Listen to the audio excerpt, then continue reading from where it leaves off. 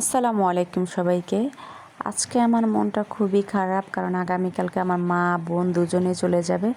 মাত্র একদিনের জন্য এসেছিল ঢাকা, তো আগামীকালকে যেহেতু চলে যাবে, ছোটো বোনকে নিয়ে রাস্তায় একটু বের হয়েছিলাম সন্ধ্যার সময় কিছু কেনাকাটার জন্য। আমার ছোটো বোনও কিছু কেনাকাটা করবে, ওদের বাড়িতে একটা মেয়ে আছে আলিশা নাম, ওর জন্য। যেহেতু বাচ্চা মানুষ আমার ছোটো বোনের সাথে থাকে, তো ওর জন্য কিছু নিয়ে গেলে হয়তো অনেক খুশি হবে। তো আমরা এখানে অনেকক্ষণ রাস্তায় ঘোরাঘুরি করেছি, টুকটাক কিছু কিনেছি, তারপরে হচ্ছে এখান থেকে ডিম সিদ্ধ নিয়ে নিয়েছি।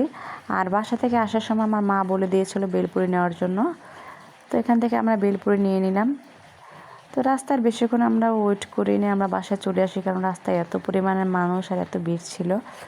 রাস্তায় বের হলে এত পরিমাণে লোকজন, এত গাড়ি চলাচল করে, আমার একদমই ভালো লাগে না। এই জন্য আমরা তাড়াতাড়ি বাসায় চলে আসি।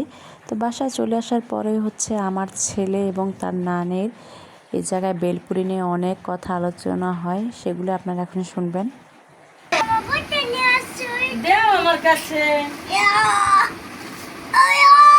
আমার দাও। এটা কে আনছে? আমি আসছি। কার লগে আনছো? আমি আমি একাই আসছি। আমার লগে আনছো?